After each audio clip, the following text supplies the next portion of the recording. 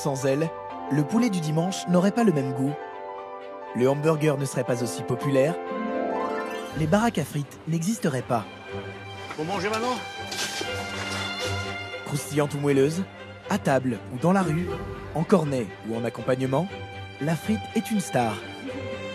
C'est le plat réconfortant dans toute sa splendeur. En France, on en consomme près de 10 kilos par personne et par an. À ce stade, ce n'est plus un péché mignon, mais une passion dévorante. Arrivé dans nos assiettes au 19e siècle, cet irrésistible bâtonnet de pommes de terre cuit dans de l'huile nécessite un peu de savoir-faire. Le côté je mange, c'est croustillant, tac, ça craque, c'est moelleux à l'intérieur. Ouais, c'est ça. La plupart des frites consommées aujourd'hui sont des frites industrielles qu'on achète parce que c'est pratique et rapide, au rayon surgelé des grandes surfaces. Une industrie qui pèse des milliards. À l'amour des Français, je pense non, ne baisse pas pour la frite. Je pense que même la frite, c'est devenu un produit plaisir par excellence, on va dire. Car cette fameuse frite, appelée partout dans le monde French fries, a conquis la planète. Elle est devenue l'un des aliments les plus consommés au monde, en particulier dans les chaînes de restauration rapide. Et vous, pourquoi vous aimez les frites? Bah manger des frites, c'est à la mode. Coup de projecteur sur un aliment emblématique de l'histoire culinaire de notre pays, réputé pour être source de convivialité et surtout de bonne humeur.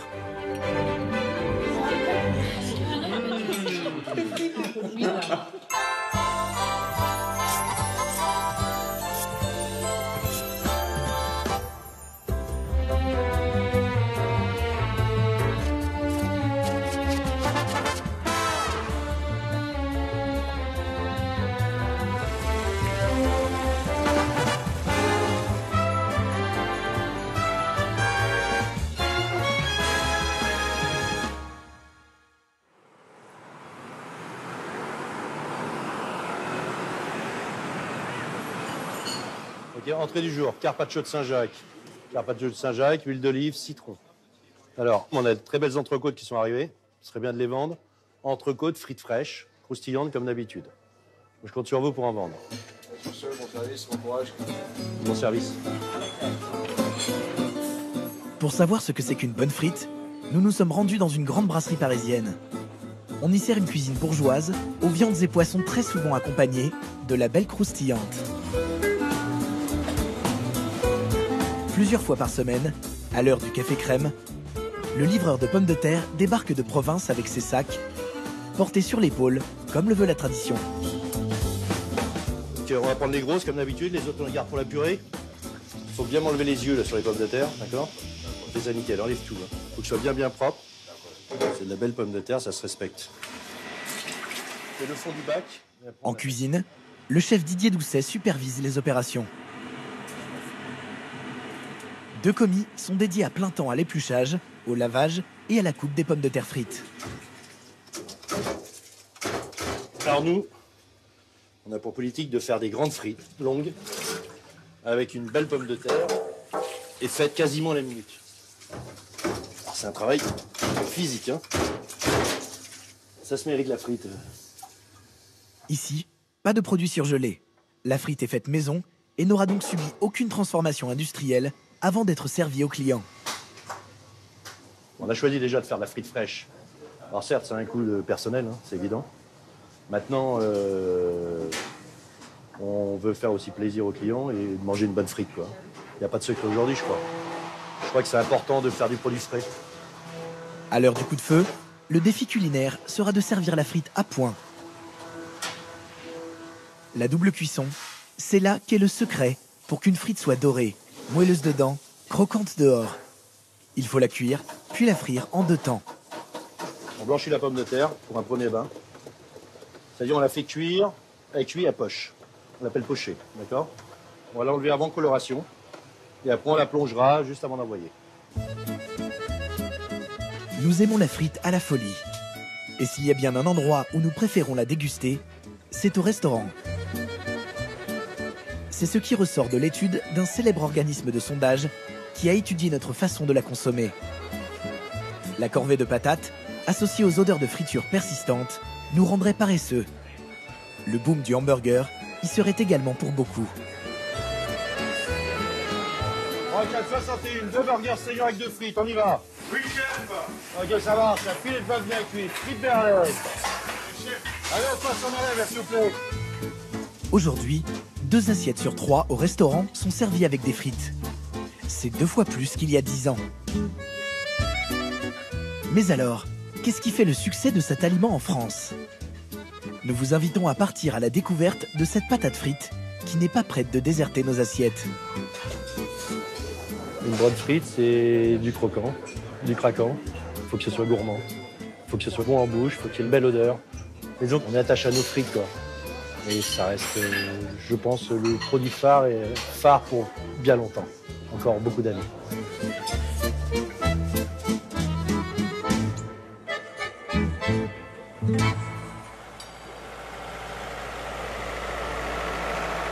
Le tout premier secret de la frite, c'est bien évidemment la patate.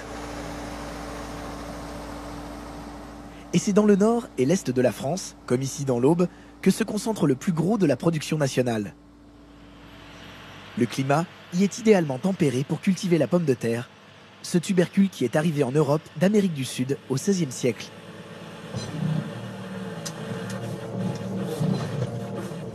Au printemps, chez l'agriculteur Mathieu Guillaume, c'est la pleine saison des plantations. Alors ça avance, David? Oui, ça avance. Vous êtes sur la variété Queenan? Oui, d'accord. Et après, Agatha? C'est ça.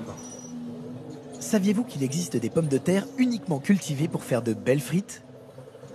Sur 1300 variétés existantes en Europe, seule une dizaine peut devenir fritable. Mathieu a choisi celles qu'il cultive pour leurs aptitudes culinaires.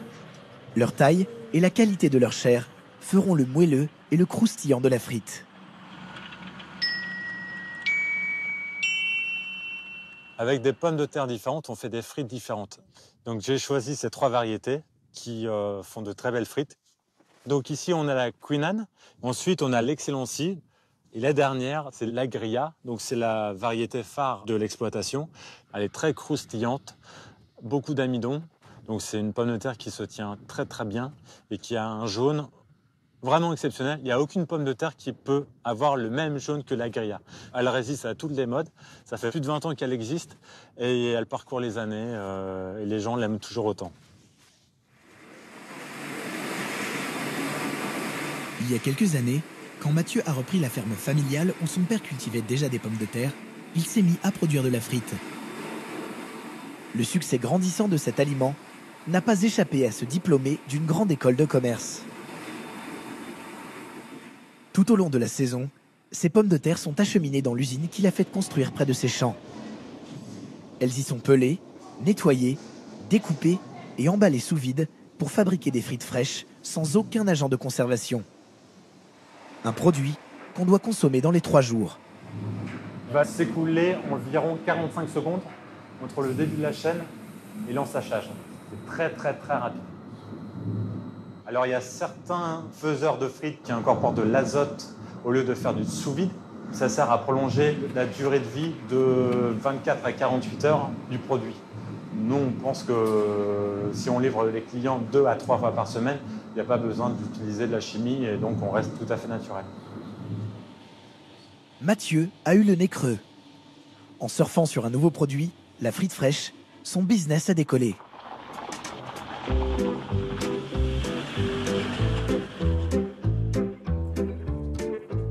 Plusieurs fois par semaine, ces camions frigorifiques prennent la route pour rejoindre Paris et ses environs. De la cantine d'entreprise au restaurant chic, une cinquantaine d'établissements lui commandent chaque semaine plusieurs tonnes de frites, faites comme à la maison. Salut, ça va? T'as fait bonne route? Oui. Bon, aujourd'hui donc c'est livré 80. Ok, bon, elles sont parfaites comme d'habitude. Donc t'as vu, j'ai laissé un peu de peau pour que ça fasse bien traditionnel. D'accord. Chaque jour en France, des millions d'employés mangent à la cantine de leur entreprise. Et devinez quel est le plat sur lequel tout le monde se lâche à midi? Même dans ce restaurant d'entreprise haut de gamme, le chef ne s'aviserait pas de priver ses hôtes de frites. Il y a une demande. On vend une frite, on donne une frite qui soit gourmande et voilà, avec une histoire. Très important pour nous. Il faut qu'il y ait une cohérence entre le produit qu'on achète et l'agriculteur et la frite qu'on sert dans nos restaurants. Les clients adhèrent. C'est mieux qu'au lycée les jours où il y avait des frites, car ici, c'est à tous les repas. Un succès qui ne se dément pas. Près d'1 tonne de frites est engloutie chaque mois par le millier d'employés de cette société.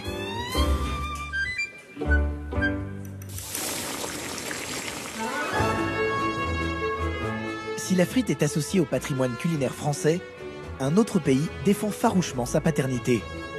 C'est la Belgique. Le plat pays est le plus gros exportateur mondial de frites surgelées et la contrée où l'on en consomme le plus par habitant. À peine la frontière passée, on trouve des friteries à tous les coins de rue. Il y en a des milliers. Près de 5000 concentrés rien qu'à Bruxelles.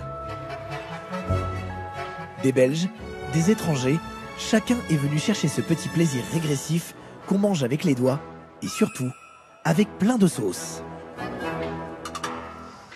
Alors pour les frites, les sauces, mayonnaise aussi? Américain et alors une mayonnaise à part. Voilà, s'il te plaît. Merci. Kemal Vutiserna est friteur. Il utilise la binge, reine de la pomme de terre dans la région, et maîtrise l'art de la cuisson à la belge. Son secret tient dans ce gros morceau de graisse, plus prisé qu'un lingot d'or. Ça, c'est des blancs de bœuf. C'est ça qui donne le goût, c'est ça qui donne la qualité, surtout. Et bien dorer nos frites, quoi. Le blanc de bœuf, il vient des graisses de bœuf. Maintenant, de quelle partie, je ne sais pas.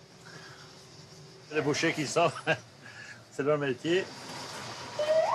Le métier du friteur, c'est de débiter plusieurs centaines de kilos de frites par jour et de ne pas lésiner sur les portions. S'il vous plaît. Bon appétit, merci. Bonjour. À 2,50 € le cornet environ, pour 1 kilo de pommes de terre à moins de 50 centimes, l'affaire est plutôt rentable. Reste qu'un nuage plane au paradis de la frite. Les baraques traditionnelles sont menacées car concurrencées depuis plusieurs années par les grandes enseignes de la restauration rapide qui pullulent dans la capitale belge. Les friteurs sont donc rentrés en résistance.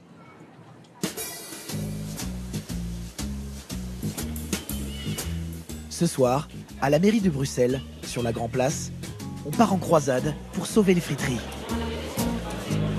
La ville a lancé un concours d'architecture pour leur refaire une beauté. À l'unanimité, le jury a retenu ce modèle qui incarnera désormais le label de la frite belge aux yeux du monde. Il va remplacer toutes les anciennes baraques à frites de Bruxelles, mais on continuera quand même de les appeler frites côtes, leur petit nom belge. Nous avons des milliers de frites côtes en Belgique. C'est vrai que le terme même est lié à notre culture. Je dirais que c'est vraiment un attachement à la belgitude, à ce que nous sommes, à notre identité. Tout comme un Français, même s'il n'aime pas le vin, il y sera malgré tout attaché parce que ça fait partie de ce qu'il a connu depuis toujours. Eh bien, un Belge, qu'il aime ou qu'il n'aime pas la frite, il y sera toujours attaché parce que ça fait partie de ce qu'il connaît depuis toujours. Dans l'assistance se trouve l'un des plus fervents défenseurs de la frite belge. Bernard Lefebvre préside la confrérie du Cornet d'Or et remet une médaille au premier représentant de la ville pour service rendu à la nation. Madame le maire, ça ne va certainement pas être la première médaille que vous recevez, mais la première avec un cornet de frites. Ah ben oui. Pour information, l'Ordre national du Cornet d'Or est un ordre qui a été créé il y a une vingtaine d'années pour remercier, honorer les personnes et les instances qui ont mis leur savoir, leurs compétences, leurs connaissances au service du rayonnement de la culture frite-côte. Bernard Lefebvre, qui représente également l'association des frituristes, prétend même que la frite unit les deux Belgiques. S'il ne tenait qu'à lui, la frite ornerait le drapeau belge.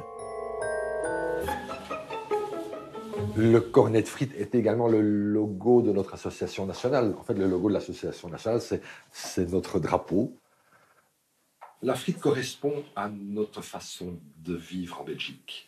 quand même nous avons plusieurs communautés, plusieurs langues et plusieurs régions, nous avons certaines choses en commun, et la frite en est une. Ce qui motive surtout les communautés du pays, c'est de faire reconnaître mondialement leurs frites. Bernard Lefebvre se bat pour qu'elles soient inscrites au patrimoine immatériel de l'humanité, à l'instar de la gastronomie française ou du régime alimentaire grec. Et pour que la frite belge occupe le devant de la scène, il a produit des clips à sa gloire. C'est trop beau pour ne pas le lancer en effet. Les friteries de chez nous méritent votre visite. Tout le monde veut manger un bon petit paquet de frites. Voilà, ça dit tout. Mais tout cela est beaucoup plus sérieux qu'il n'y paraît. Car l'autre enjeu est de statuer sur la nationalité de la frite. Depuis toujours, la Belgique et la France se disputent sa paternité. Pour défendre la frite belge, Bernard a été jusqu'à solliciter les instances politiques du pays. Et oui, c'est la ministre de la Culture qui vous parle et qui vous parle de ce qui fait vraiment notre culture. La Commission l'a déjà dit, et je le répète, les frites, c'est chic. Voilà, le prince Laurent a également apposé sa signature sur la charte de défense de la culture frite-côte. On a un ambassadeur international de la frite belge, et lui va promouvoir pour enfin rectifier le mot dans le monde entier que ce ne sont pas des French fries, mais des Belgian fries. Mais alors, qui a inventé la frite? Belge ou français? Pour trancher cette question quasi diplomatique, nous avons rendez-vous au musée de la frite à Bruges avec l'historien belge Pierre Leclerc qui a mené des recherches scientifiques très sérieuses sur la question. Au risque de décevoir toute une nation et à contre-courant des historiens de son pays, il a une très mauvaise nouvelle pour nos amis belges.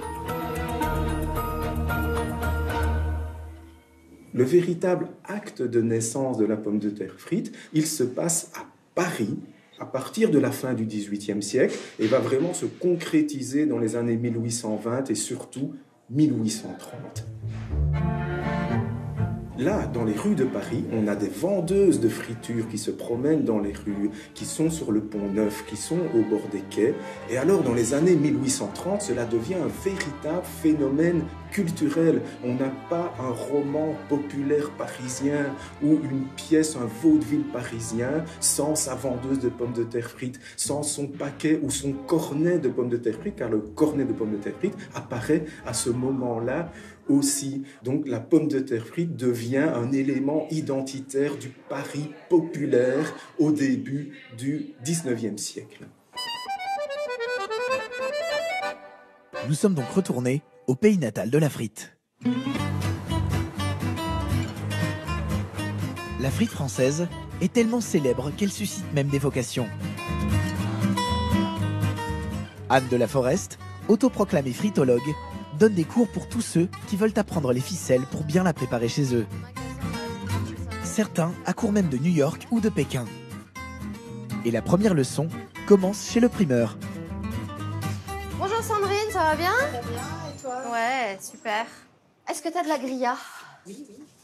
Tiens, revoilà notre agria, star des amoureux de la frite. Ce qui est important, c'est de prendre les plus grosses. Souvenez-vous, cette pomme de terre a la chair superbement adaptée à la friture, comme la binge. Merci, à bientôt Sandrine. Anne est une ancienne journaliste reconvertie dans la gastronomie. Les pommes de terre sont son dada et les frites n'ont plus aucun secret pour elle. Les livres qu'elle leur consacre sont des best-sellers traduits dans plusieurs langues. J'ai une expertise quand même depuis quelques années autour de la frite, parce que c'est mon vraiment sujet de prédilection. Et je me suis rendu compte que les gens s'y intéressaient de plus en plus. Parce que les gens aiment les frites, mais même si c'est un produit assez basique, la plupart des gens ne savent pas comment faire. Le premier renseignement est que la frite n'est pas une recette, mais une technique sans laquelle vous risquez de les rater. À commencer par la découpe. Je voudrais vous montrer deux calibres qui sont les calibres vraiment essentiels de la frite et un peu historiques. Il y a la pomme Pont Neuf, qui est la plus épaisse. Elle fait 1 cm de large environ. Et la pomme allumette, qui est la plus traditionnelle, celle qu'on trouve le plus souvent dans les restaurants. Et elle fait la moitié en fait. Le calibre est un héritage des chefs cuisiniers du 19e siècle. S'ils n'ont pas bougé depuis toutes ces années, c'est que la taille influence le goût et l'absorption d'huile. Paradoxalement, plus la frite est fine, plus elle absorbe le gras. Donc maintenant on va passer à l'huile, qui est bien entendu le deuxième ingrédient le plus important dans les frites après la pomme de terre. Alors, moi je fais mes frites à l'huile d'olive, ce qui n'est pas très courant. Et en plus, les gens ne le savent pas forcément, mais donc l'huile d'olive peut monter à très forte température. Qu'elles soient végétales ou animales, toutes les huiles sont bonnes pour faire des frites. Mais attention à ne pas dépasser le point de fumée. Le point de fumée, c'est la température à partir de laquelle l'huile se dénature et devient toxique en provoquant des composés nuisibles pour la santé. Et il diffère d'une huile à l'autre. Dans les graisses les plus couramment utilisées, vous pouvez chauffer votre huile de tournesol sans danger jusqu'à 180 degrés. L'huile d'olive jusqu'à 190 degrés. Enfin, l'huile d'arachide supporte une très haute température, jusqu'à 230 degrés. Donc voilà, ouais, on est dans une belle pré-cuisson, hein. Pour une frite parfaite, Anne enchaîne sur la double cuisson. L'idéal étant de faire reposer les frites le plus longtemps possible entre deux bains. C'est même très très bien en fait qu'elles refroidissent complètement. Il y a même certains chefs cuisiniers qui les mettent au congélateur. Et du coup, après, quand on les met en cuisson, il y a un choc thermique et la croûte, elle est exceptionnelle au jour de la frite. Alors là, on est pas mal, hein. Donc là, on les égoutte au maximum. À la sortie de la friteuse, on met le sel. Et ce qu'on fera, c'est qu'on va les twister un petit peu. Donc j'ai prévu des zestes de citron vert sur une fournée. C'est super bon sur les frites. Voilà. On mélange bien. Voilà. Et on va pouvoir passer au meilleur moment. La dégustation. Ça vous plaît? Super bonne. Waouh. Et c'est vrai qu'il y a une vraie texture dans celle-ci. Ouais, une vraie saveur de pomme de terre. Incroyable. Le succès de la frite, c'est l'onctuosité de sa chair associée au gras et au croustillant de sa croûte. Le problème, c'est que c'est tellement bon que nos petits bourrelets finissent aussi par en profiter. Mais il est possible de cuisiner une frite light. Oui, vous avez bien entendu, une frite légère.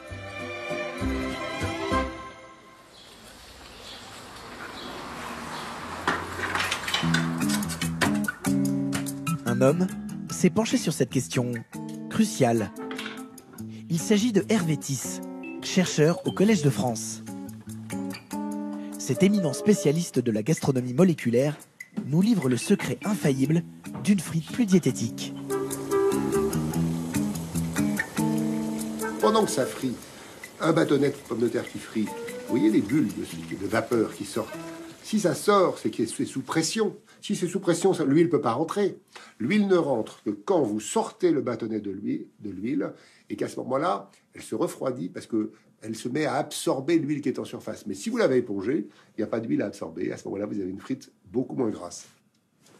Car il faut le savoir, à cause de leur mode de cuisson, les pommes de terre frites absorbent près d'un quart de leur poids en huile de friture. Le principe de Hervé Tisse est donc de stopper la pénétration de la matière grasse à l'intérieur de la frite. Et pour nous convaincre tout à fait du bien fondé de sa théorie, le chercheur a placé 2 frites de même poids dans un bain de friture. La réussite d'une frite light réside aussi dans un timing rigoureux. Alors là, on est à 5 minutes 13 de cuisson, donc on va pouvoir les sortir toutes les deux. Hein. Il y en a une que j'éponge tout de suite très fort, ça va être celle-là. Et alors l'autre, pendant 2 minutes, elle refroidit. Donc c'est sa vapeur. La vapeur, ça prend beaucoup de place. La vapeur qui se condense, ça va absorber l'huile qui reste en surface. Le verdict sur la balance est sans appel. Alors la première, elle a perdu 5 grammes. La deuxième, elle a perdu 4 grammes. Vous voyez, la différence, c'est 1 gramme d'huile. C'est-à-dire qu'il y a 1 gramme d'huile qui a été évité par l'absorption. 1 gramme d'huile pour une frite, hein, c'est beaucoup. Ça veut dire que sur une assiette de frites, vous allez facilement à 25 grammes, 30 grammes, 50 grammes, autant de grammes que vous avez de frites. Et alors quand on ouvre, on la voit pas l'huile, hein. Elle est bien cachée, hein. Mais au goût, ça se sent. La frite a un apport en calories très élevé. 250 calories pour 100 grammes. C'est 3 fois plus que pour la même quantité de pommes de terre cuites à la vapeur. Mais l'idée n'est pas de se priver de cet aliment plaisir. Selon les nutritionnistes, on peut en consommer 1 fois par mois sans se culpabiliser. Notre organisme, à notre insu, est content de manger du gras. Il le veut, ce gras. C'est-à-dire que nous avons le droit à la frite à condition de pas tous les jours. Nous avons droit à l'huile, mais pas trop. Et c'est sans doute pas très sain, mais comme on en mange très peu, on s'en fiche. Arrêtons d'avoir peur de tout ce qu'on mange. Merci monsieur le chercheur de nous autoriser à manger des frites un peu grasses. Le problème, c'est que toute cette graisse consommée chaque année a des répercussions sur l'environnement. Car que fait-on de cette huile usagée après emploi ? Des entrepreneurs comme Julien Pillette ont réfléchi à la question et ont sauté sur l'occasion pour recycler un déchet qui embête tout le monde, l'huile de friture. Il s'en sert pour faire rouler nos voitures. Une idée qui a germé dans la tête du jeune Julien bien avant qu'il ne la développe avec succès à Lille. C'était à l'école, en fait, j'ai un copain qui savait que j'étais un peu bricoleur et qui a découvert dans un article de journal qui disait qu'on pouvait remplacer le gasoil avec de l'huile. En l'occurrence, c'était de l'huile de colza dans l'article. Et je fais, oh, c'est rigolo. J'avais une camionnette à l'époque, hein, et j'ai acheté de l'huile de colza, j'en ai mis dans mon moteur, ça a marché. Julien et son équipe collectent des huiles usagées dans toute la région Hauts-de-France pour les transformer en biocarburant. Ça, c'est les huiles des particuliers. Il y en a de différentes qualités. On voit bien que celle-là... Ah, ça, c'est carrément de... Je sais pas. C'est de l'huile périmée. Ah non, ça, c'est du gras de bœuf. Julien récupère une partie des huiles des particuliers en déchetterie. C'est là qu'il faut les déposer après consommation. Mais c'est surtout chez les industriels de l'agroalimentaire que les collecteurs récupèrent l'huile, ainsi que chez les restaurateurs de la ville. Ces derniers sont obligés légalement de passer par une filière de recyclage.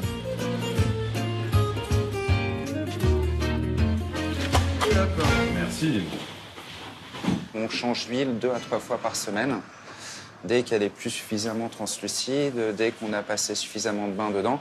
Et c'est vrai que c'est dommage de jeter de l'huile qui peut servir à faire de l'énergie. Chaque année, près de 1200 tonnes d'huile sont ainsi récupérées par les équipes de Julien, puis traitées par un procédé de transformation biologique et non chimique dans son usine de raffinage. Ça, c'est ce qu'on collecte dans les restaurants. Voilà. Donc ça, c'est un bidon typique d'une huile assez jolie, l'huile de tournesol. C'est filtré ici, et après, ça part dans des grandes cuves en décantation, c'est-à-dire que l'eau va pouvoir descendre. Et là, on obtient la matière première prête à être réutilisée dans une autre filière, qui est le biodiesel. Car en France, la loi n'autorise pas les automobilistes à mettre de l'huile de friture dans leur moteur, comme cela se pratique déjà dans certains pays européens. L'entreprise a donc dû développer sa propre technologie pour produire le B30, un carburant écologique à base d'huile de friture. Distribué grâce à 2 pompes, il permet déjà de faire rouler plusieurs véhicules et engins de la mairie de Lille. Ce carburant autorisé, beaucoup moins polluant que le diesel produit à partir du pétrole, émet 65% de gaz à effet de serre de moins.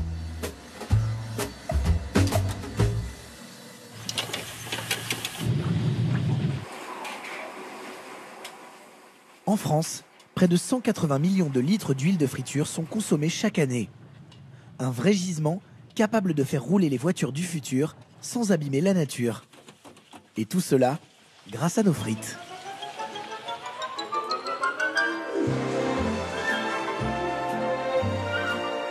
Depuis 30 ans, la consommation de la frite ne cesse d'augmenter grâce au fast-food et à l'arrivée de la frite surgelée dans la grande distribution. Il n'y a qu'à se pencher sur un rayon de supermarché pour voir qu'elle est devenue un aliment indétrônable de notre assiette. La frite est toujours très plébiscitée par la clientèle. La frite répond vraiment à différents critères comme la praticité, le gain de temps, le prêt à l'emploi. Aujourd'hui, vous avez des frites au four, vous avez des frites micro-ondables, donc qui représentent aujourd'hui 3/4 des ventes. Donc c'est quand même assez important, quoi. J'achète la frite à faire au four, qui n'a pas d'odeur et puis qui est très vite faite. Il n'y a plus besoin de faire chauffer d'huile, peut-être ce qui paraît que c'est si bien. Alors je vais essayer les frites au four.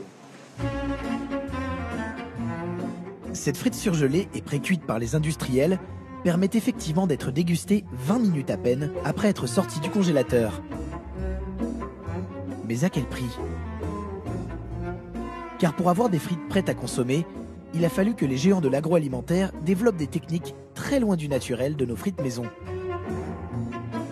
Certaines rumeurs colportent qu'elles seraient aspergées de produits chimiques pour qu'elles se conservent et qu'elles restent appétissantes.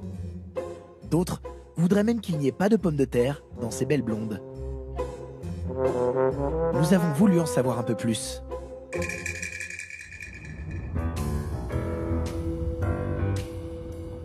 Direction l'unique usine de fabrication de frites surgelées en France.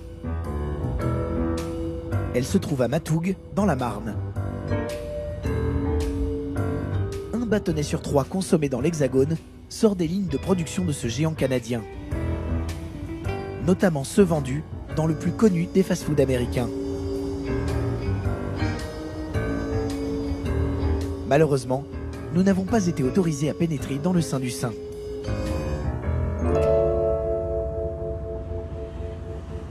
Du coup, nous étions encore plus motivés pour savoir ce que la frite industrielle avait dans le ventre. Surtout celle dont nos ados raffolent. Après plusieurs mois de négociations, nous avons été invités à pénétrer dans un des restaurants de la marque au Grand M. Tout ça pour nous entendre dire que tout va bien pour la frite au pays de l'oncle Sam. Donc au niveau des préparations de la frite, nous commençons donc par le remplissage des distributeurs. Et ensuite, donc, on le verse dans le bac à frites. Nous n'y avons pas appris grand-chose, hormis que la frite est servie par une personne appelée équipier lors d'un rituel minuté et calibré.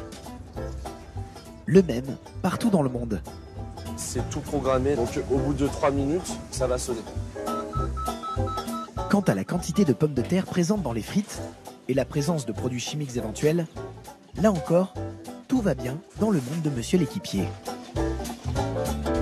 Voilà. Elles sont croustillantes, dorées et chaudes. Donc les frites, principalement, ça va être juste des pommes de terre, de l'huile et du sel, tout simplement. Le problème, c'est qu'il y a 3 ans, la direction américaine de la marque a tenu un tout autre discours. Lors d'un grand show de communication bien huilé et animé par une star du petit écran américain, elle a avoué la présence de nombreux produits chimiques. C'est là que nous contrôlons la couleur des frites.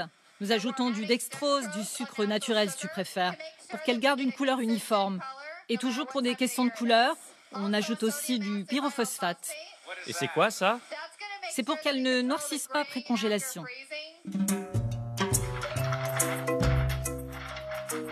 Dans la liste des produits plus ou moins naturels, il y a des additifs aussi appétissants que du silicone, nom de code E900, qu'on retrouve également dans les shampoings et qui sert à stabiliser l'huile pour qu'elle ne saute pas au visage des employés lors de la cuisson.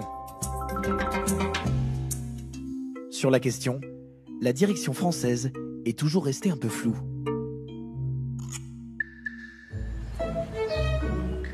Nous avons donc voulu savoir si on trouvait certains de ces additifs dans nos frites et si oui, en connaître leur toxicité.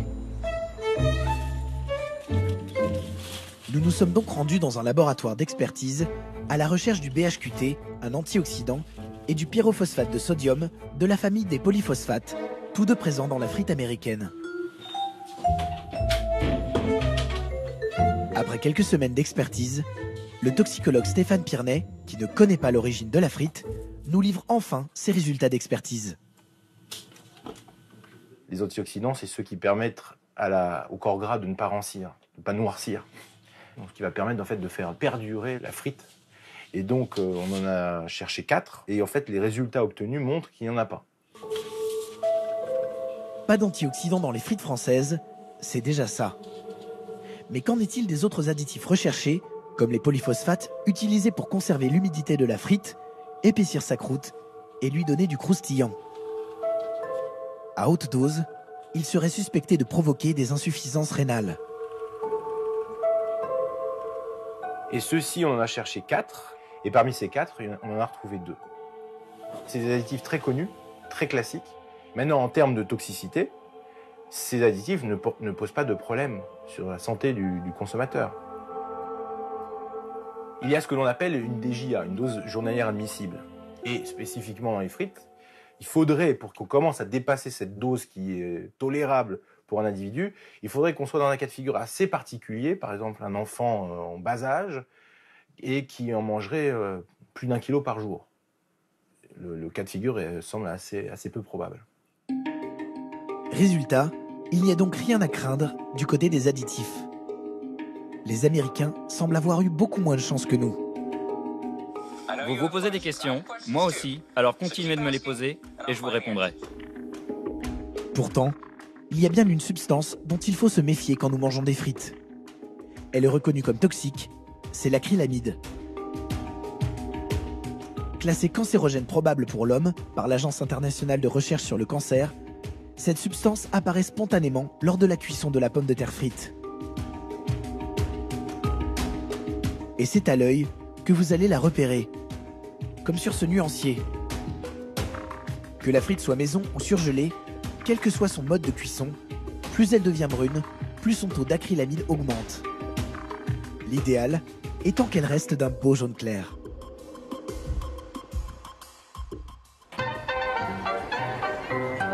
Il y a en tout cas un nouveau pays où la frite est en train de littéralement casser la baraque. C'est la Chine. Dans cette contrée, plus connue pour son riz et ses nouilles, l'implantation de grandes chaînes de restauration rapide a boosté la consommation des pommes de terre frites.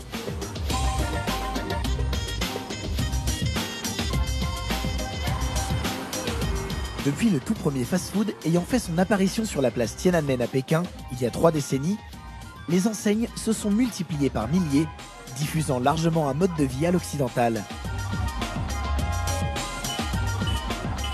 Le hamburger frites est aujourd'hui le repas préféré des jeunes Pékinois pressés du quartier des affaires.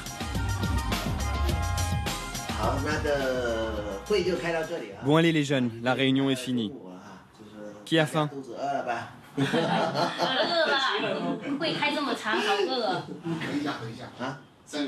Samuel et ses collègues travaillent dans la finance et ils n'ont pas le temps de sortir déjeuner. Alors, ils commandent leur plateau repas chez une grande enseigne de la restauration rapide américaine.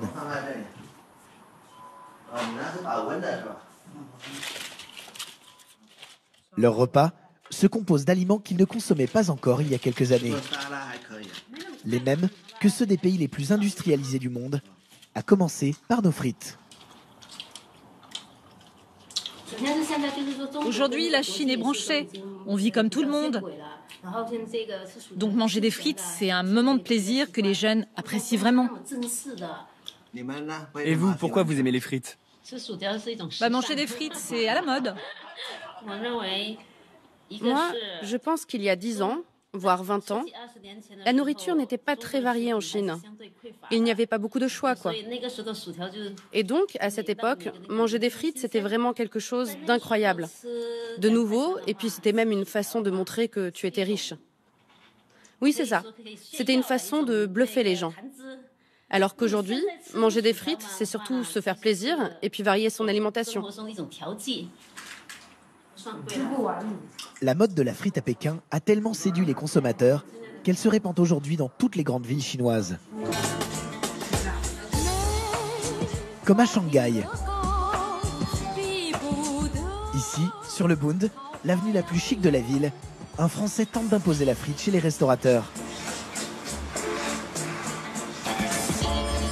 Séduit par l'Eldorado chinois, Yann Babel, un jeune entrepreneur, s'est lancé dans la frite fraîche à destination d'une clientèle de Chinois fortunés. Cela permet au chef français Freddy Raoul de mettre à sa carte un mets de qualité qu'il ne trouvait pas jusqu'à présent en Chine. Ces pommes de terre là, elles ont été sorties de terre il y a 4-5 jours, donc on ne peut pas avoir plus frais. Ah, elles sont magnifiques. Ça peut paraître banal de parler de frites de pommes de terre, mais en Chine, c'est pas banal. Pour la simple raison qu'ici, la variété de pommes de terre, c'était un hybride entre une pomme de terre douce et une pomme de terre comme on connaît. Donc, il était impossible de faire un gratin dauphinois, de faire une pomme de terre, une purée de pommes de terre, sans avoir ce côté sucré à la fin. Ce qui était très dérangeant pour nous, pas pour eux, mais pour nous, très dérangeant. Et le fait d'avoir ça maintenant, moi, je suis fier quand même de présenter ces frites-là. Mais avant de séduire les restaurateurs, Yann a galéré pendant des mois pour trouver la pomme de terre idéale. Un comble, alors que la Chine est actuellement le premier producteur de pommes de terre au monde. Car le problème ici, c'est que les tubercules chinois sont souvent pleins d'eau, ce qui ne convient pas à une bonne frite.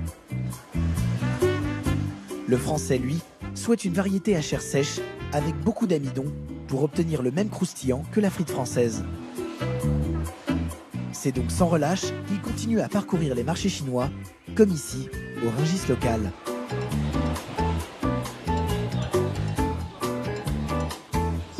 Salut, quelle pomme de terre tu me proposes aujourd'hui? J'en ai du Shandong. Elles viennent de Zhaozhuang, dans la province du Shandong. Non, tu sais, je les aime pas, celles-là. Ah, tu veux celle du Yunnan? Et tu peux en avoir du Yunnan? Non, elles ne sont pas encore arrivées. Il faut attendre demain. Depuis 8 ans qu'il est en Chine, Yann, originaire du sud de la France, a acquis quelques notions de mandarin. Et quand la tractation devient plus compliquée, il a trouvé la parade. Et c'est quoi le prix? Quand elles arrivent, on pourra déterminer le prix. Mais maintenant, je peux pas. Je peux pas te dire le tarif. Je baragouine un petit peu le chinois, c'est pas extraordinaire, mais je me sers aussi de cet appareil. Donc il y a des traducteurs automatiques, ça marche très bien.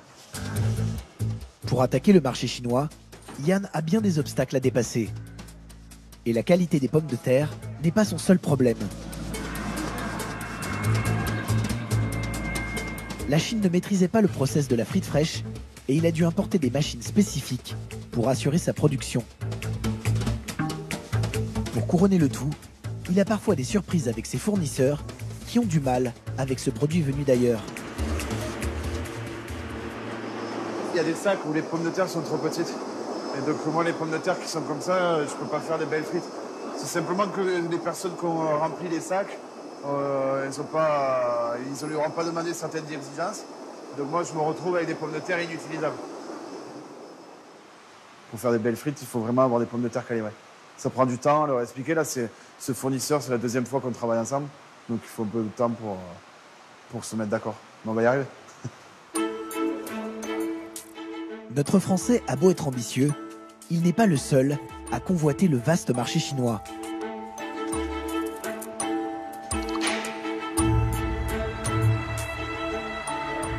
À l'autre bout du pays, il y a un homme que tout le monde appelle The King of Potato, en anglais dans le texte. Ce roi de la patate est devenu l'une des plus grosses fortunes du monde. Sa maison, digne d'un palais de la cité interdite, siège au milieu d'un village forteresse construit pour lui.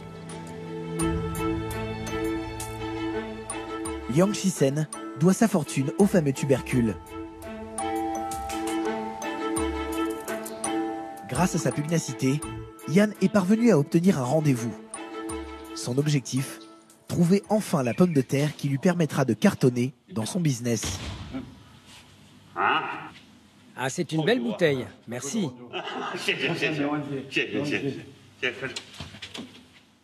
Aujourd'hui, j'utilise des pommes de terre qui viennent du Yunnan. Des pommes de terre à peau rose. J'ai une photo que je peux lui montrer. Mais j'ai des problèmes de trouver de bonnes qualités sur du long terme. Vous tombez bien. Nous avons mis 14 ans à développer une variété de pommes de terre qui est aujourd'hui considérée comme la meilleure du monde.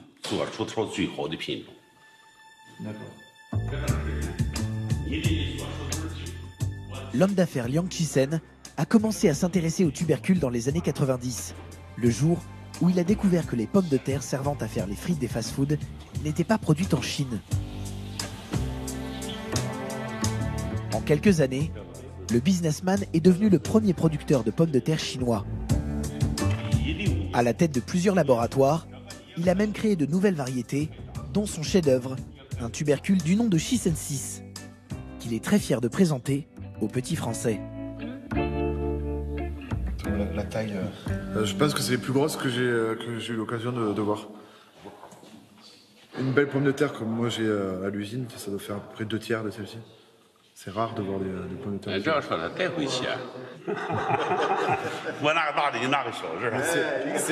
C'est la taille de la France à côté de la taille de la Chine en fait.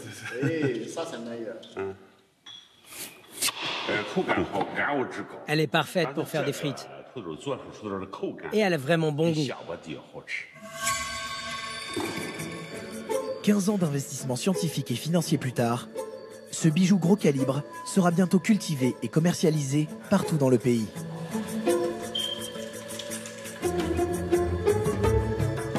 La Chine ayant succombé aux délices des frites, le Mania prépare également dans le plus grand secret d'autres variétés de pommes de terre qui lui sont destinées. Ce sont toutes des hybrides, issus de croisements naturels, pour s'adapter à la diversité du climat chinois. Histoire de lui faire comprendre qui est le patron de la pomme de terre, Monsieur Chisen invite Yann à déguster quelques spécialités de la maison.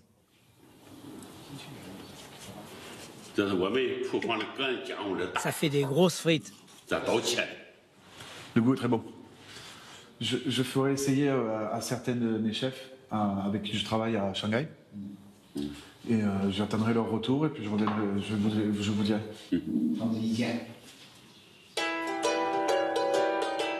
La frite Chisensis trône au milieu d'une quarantaine de plats, tous à base de pommes de terre. Impensable il y a encore 10 ans. Il faut dire que ce féculent est en passe de remplacer le riz en Chine. Il y a quelques années, la Chine était déjà le premier pays au monde en termes de surface cultivée de pommes de terre. Mais la productivité était très faible et la qualité des pommes de terre n'était pas satisfaisante, car nous n'avions pas de bonnes semences. Mais aujourd'hui, nous avons des pommes de terre de très bonne qualité, avec une productivité beaucoup plus élevée. Et je sais que ce tubercule va devenir une des denrées les plus importantes de ce pays. C'est l'avenir.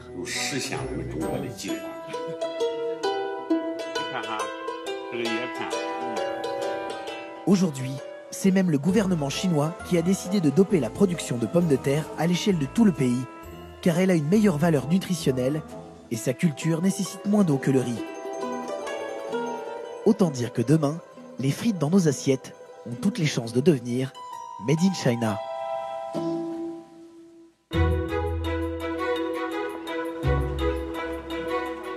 En attendant, il y en a certains qui font rayonner la frite pour qu'elle garde son aura mythique dans la gastronomie française. Fille de la rue, elle fait dorénavant la réputation des bonnes tables et inspire les plus grands chefs cuisiniers, séduits eux aussi par sa simplicité. Et ce que j'aime dans les frites, c'est simple, c'est le souvenir d'enfance. Quand tu sais qu'il va y avoir des frites le soir ou le midi, c'est génial, c'est génial. T'attends avec impatience le déjeuner ou le dîner. Tout de suite, ça embaume la maison, on en sent partout. Mais cette odeur-là, elle t'ouvre l'appétit, elle t'ouvre l'envie. C'est fabuleux. Frédéric Anton, chef étoilé d'un grand restaurant gastronomique parisien, a une passion pour la patate, à laquelle il a consacré un ouvrage documenté. Plusieurs recettes y subliment la blonde croustillante, comme cette moule frite venue du Nord, revisitée sous ses mains expertes. Allez. J'avais envie de redonner un souffle nouveau à cette recette. J'ai pris les mêmes éléments et puis les moules, je les ai remplacés par des coques. Voilà. Et après, une pomme de terre pour faire une frite, mais d'une façon un petit peu spéciale. Je voulais faire la frite la plus grosse que je puisse faire avec la pomme de terre.